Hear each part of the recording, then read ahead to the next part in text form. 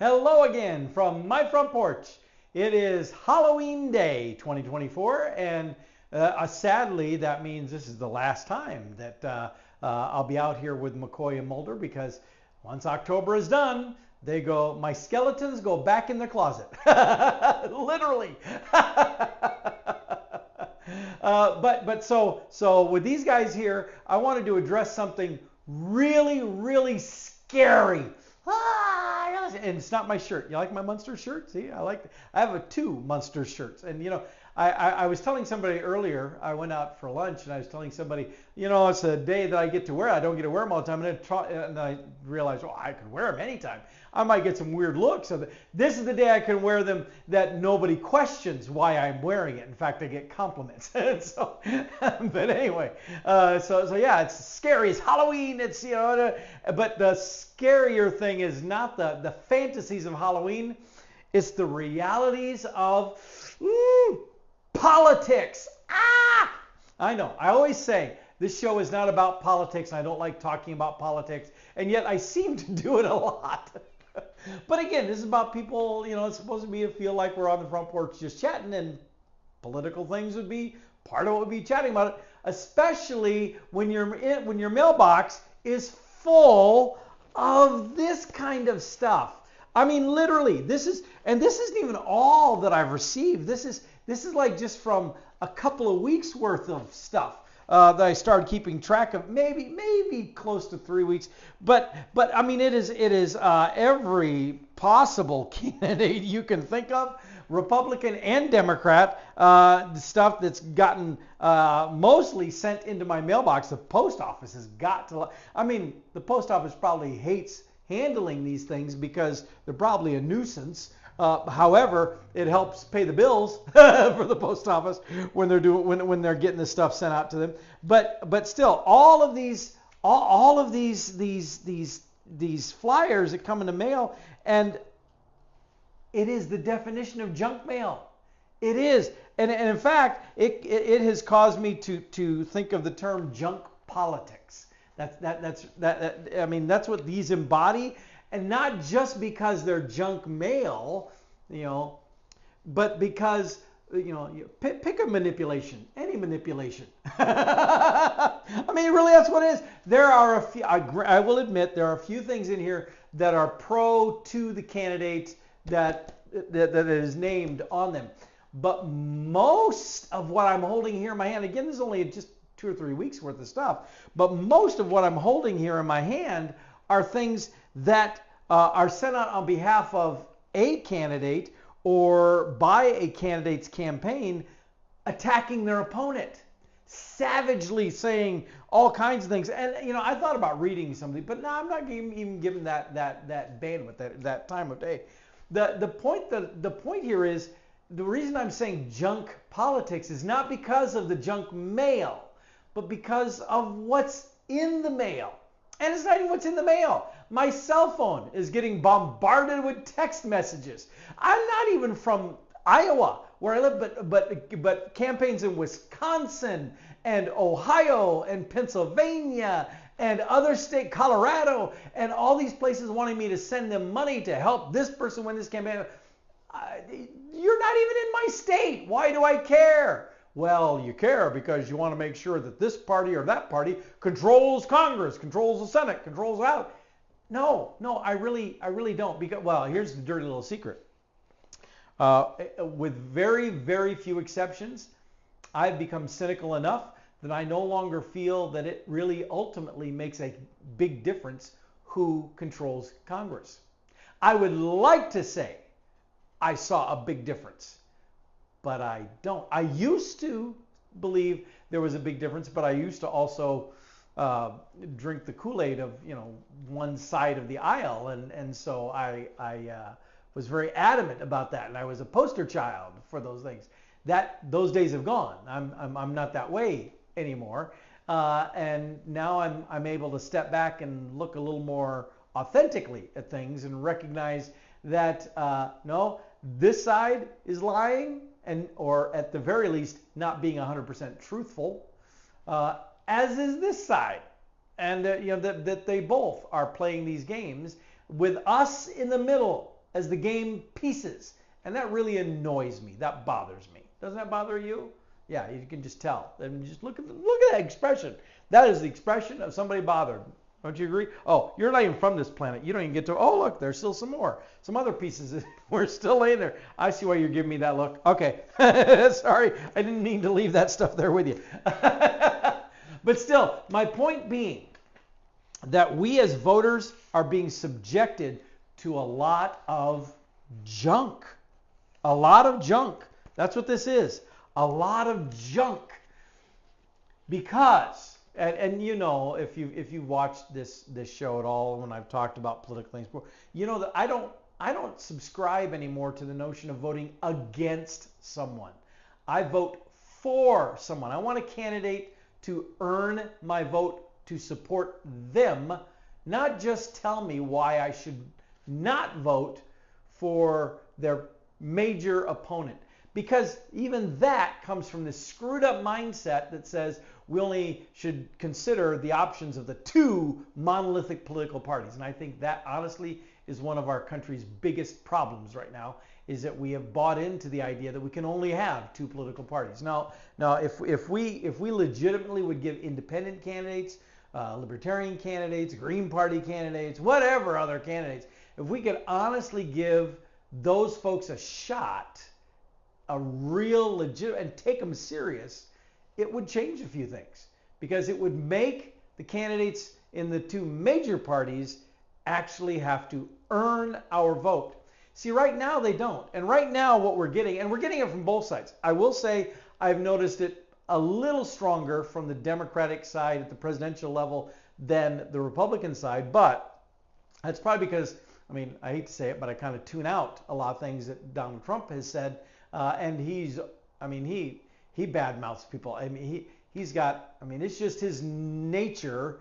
I'm not good, bad, indifferent. It's just his nature to belittle other people. And he'll belittle people on the Republican side as well as the Democratic side. But because of that, I probably do tune out a little bit of that. However, on the Democratic side, at the presidential level at least, we have, is it Kamala Harris or Kamala Harris? See, I've heard it said both ways, but I also heard somebody say that if you're mispronouncing her name, you're being a racist. I'm not trying to be a racist. I'm just not sure. But whatever. The bulk of what she now says and what her surrogates say as well are all against Trump.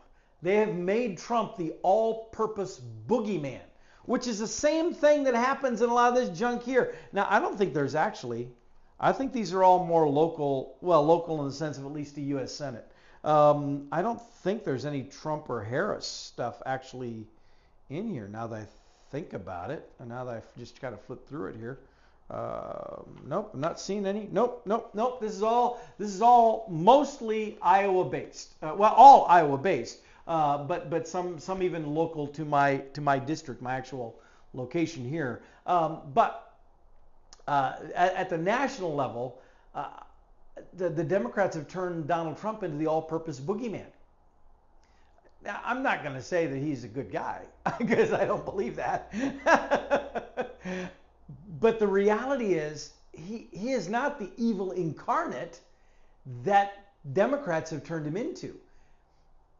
They've made him this convenient catch-all bad guy that allows them to make outrageous, outlandish claims about, oh my God, if Donald Trump is elected, the world will end, or at least our nation, our democracy will end as we know it.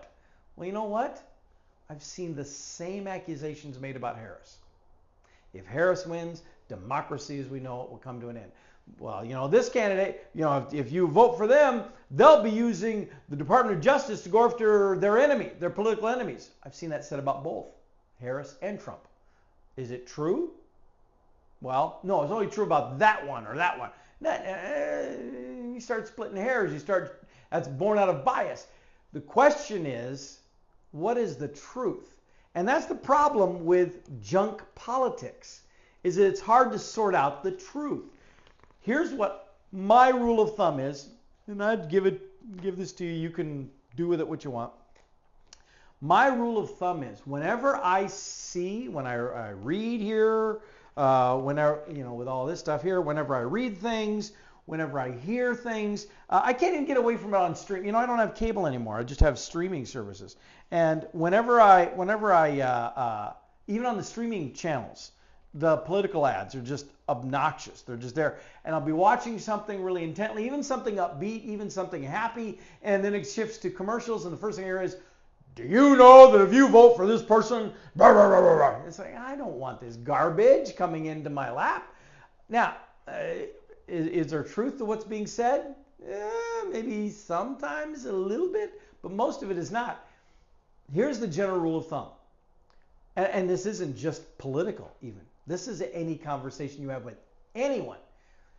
If you're talking to someone, or you're listening to someone, I should say, if you're listening to someone, whether it's an in-person conversation about other people, or whether it's on TV about a politician, so if you're listening to someone bad-mouthing someone else, telling you all the reasons why, they're so evil, they're so horrible, don't vote for them because they're blah, blah, blah, blah. If the person who is saying these things is saying those things because they have an agenda, because they stand to benefit from you believing what they're saying, there's a good chance they're not being completely honest with you. Now, is it possible that someone genuinely is trying to warn you about a bad person? Absolutely. But you know what? I don't care who you're talking about. I don't care what office, from the highest to the most local. I don't care what office. I don't really genuinely believe there are any bad people who are running. Now, are there people who like their position of power more than actually being honest with voters? Yes. Are there people who like the opportunity to be in the discussions and the decisions more than being honest, because they justify in their mind that the ends justify the means? If I have to lie to voters in order to be able to get into the position where I can influence these decisions, then it's totally worth it. Yes, there are people like that. But I have yet to meet any elected official on either side of the political aisle who I would say is a bad person, an evil person. I may not agree with all their motivations. I may not agree with all their positions, but they're not a bad, evil person. We just disagree on philosophy, on political view, on worldview. And that doesn't make them a bad person. It doesn't make me a bad person. But if you read through some of this stuff here, especially the stuff that attacks the other opposition candidate, wow, that other person is just so bad. Sometimes you got to open your eyes and see the light. Yeah? You like that? You like the way the sun came out and helped me with there? But genuinely, you have to just stop and look and ask yourself, oh, wow, the things being said about that person are so bad, so horrible. How could anyone be that evil of a person? Well, the odds are that person that's being talked about isn't really that evil. Not even Donald Trump. This election, and increasingly each election, it just seems to get worse and worse and worse because we as voters allow it. We condone it. It's this idea that we are able to, that the politicians are able to run against the other person and to spew all this nonsense. No, I don't want to say nonsense because it's not all nonsense, but it's all this negativity, all this stuff, this horribleness about how bad the other people are, how horrible they are, how if you vote for them, it will mean an end to everything we know and love. No, it actually won't. Because, first of all, I have more faith in the American people than that. No matter what happens out of elected positions. Now, there are decisions that can be made that make our lives harder and more difficult, and I'd prefer that not happen. But no matter what the decisions are, no matter who is in those offices, we, the people, we still survive. You know, the whole Make America Great, I don't think America ever stopped being great because the people never stopped being great. Could government get out of our way in some ways that it's intruded? Yeah, I do believe that. I do believe that's true. However, I cannot say that the hurdles have been put in the path of progress are uniquely limited to one side of the political aisle or the other.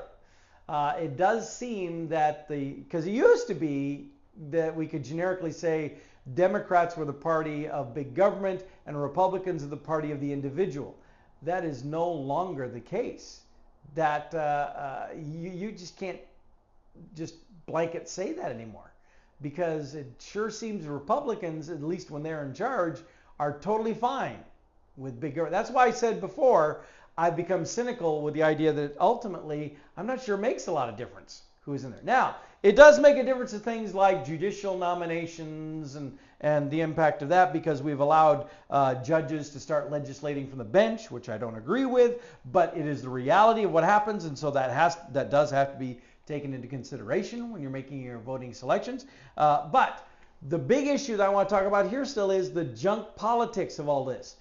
When you hear someone talking about how horrible somebody else is, especially in a political ad, but even if you're just talking with friends and you're sitting there going, oh, see, the sun's coming. The sun says, this is a good point. Listen to what Paul is saying now. I agree. Thank you.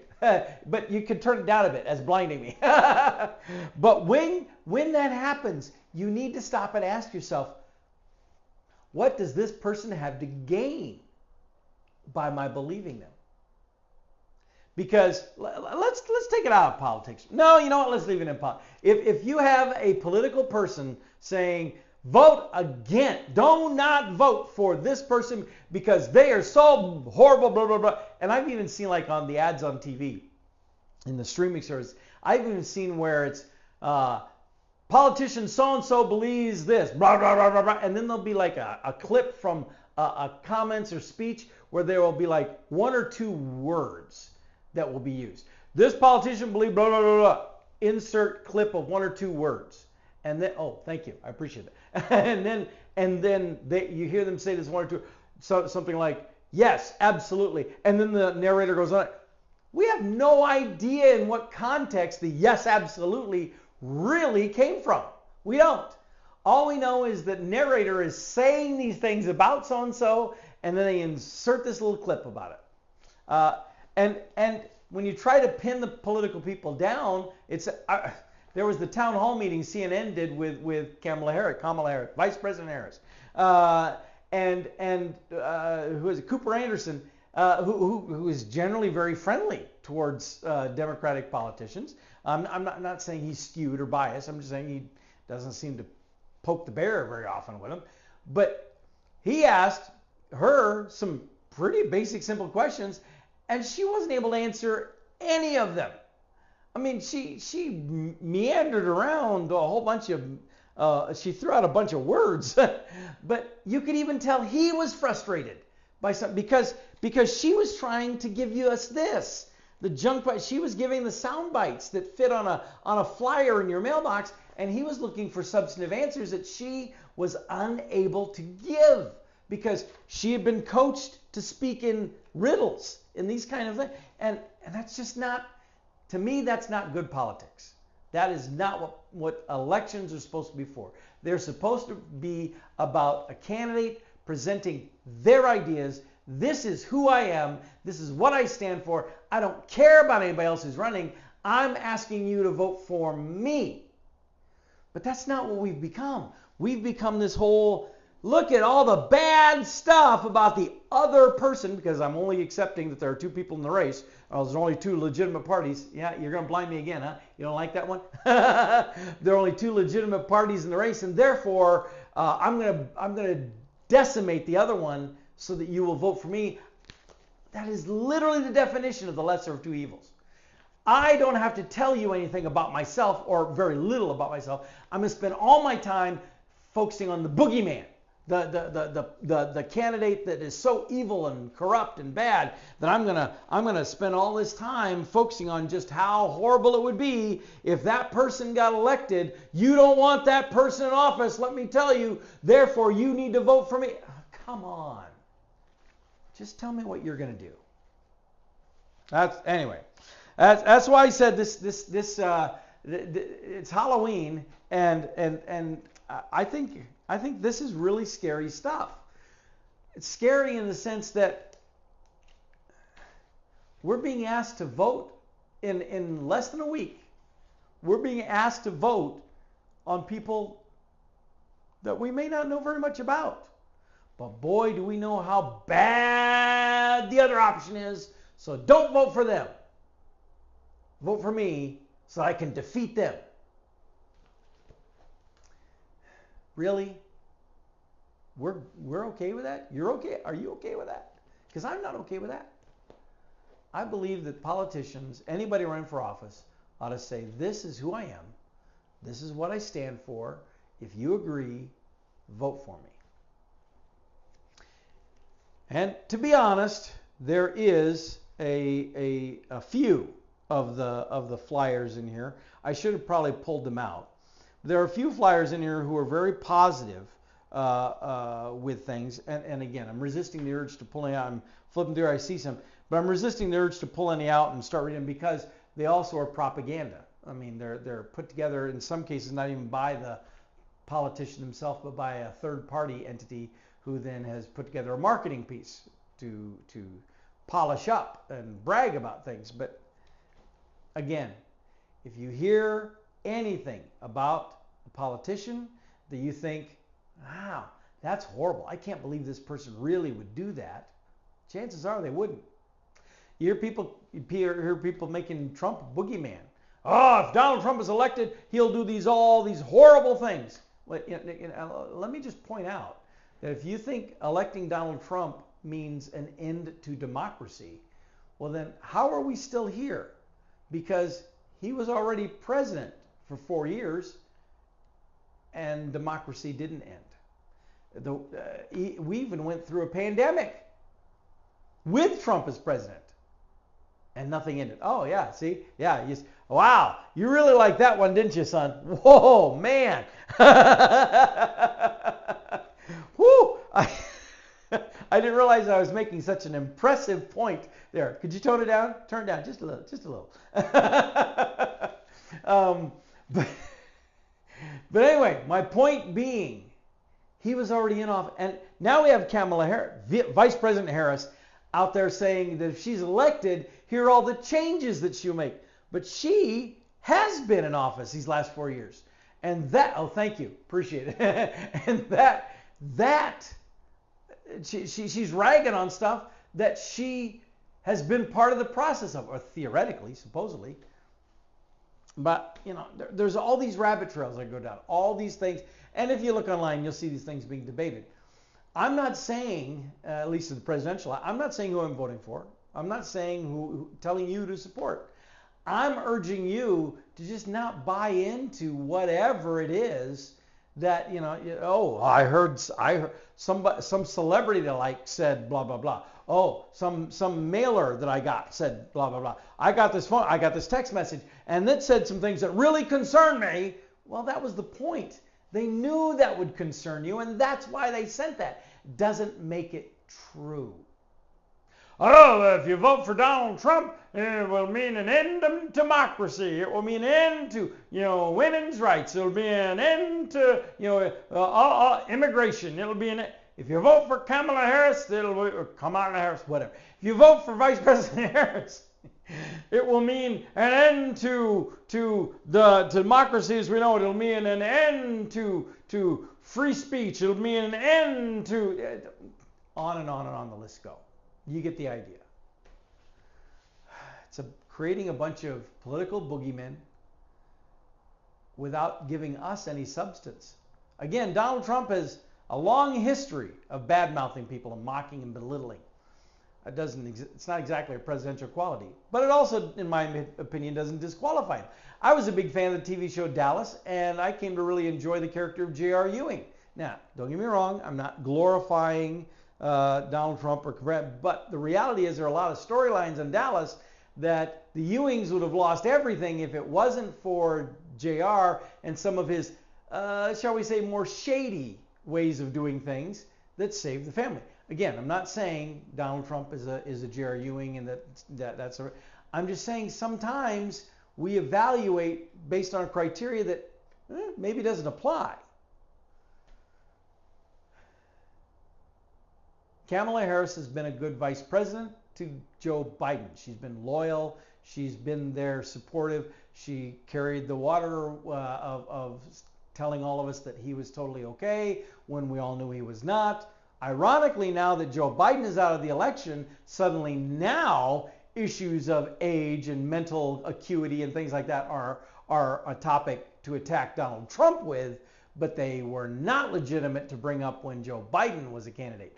Although the interesting irony there, and I got to be careful, but go on. The interesting irony is Joe Biden was pulled from the Democratic ticket, even though he was the only one that Democratic voters elected to actually be their nominee, and yet he's still president of the United States.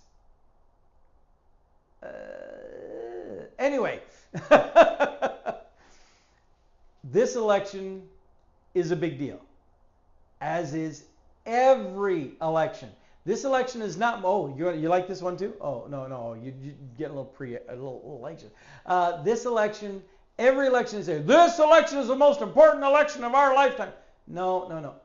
Every election is the most important of our lifetime because every time we go to the polls, we decide the future of our country. We decide the direction that our country is going to go. This election is no different.